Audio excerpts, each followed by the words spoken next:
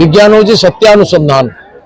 सत्यर अनुसंधान करने विज्ञान प्रयुक्त हो एवं जगत कल्याण उद्देश्य प्रेरित हो विज्ञान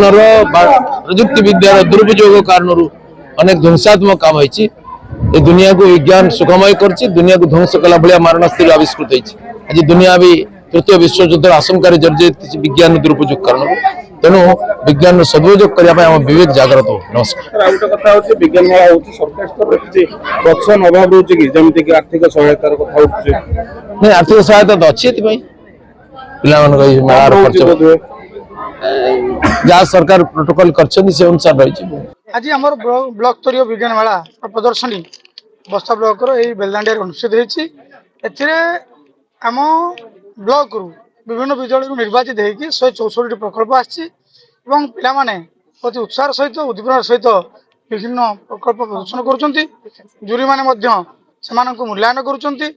अति आग्रह अनुभव कर भितर विभिन्न प्रकार नूतन नूतन प्रकल्प आने हिमांशु शेखर पंडा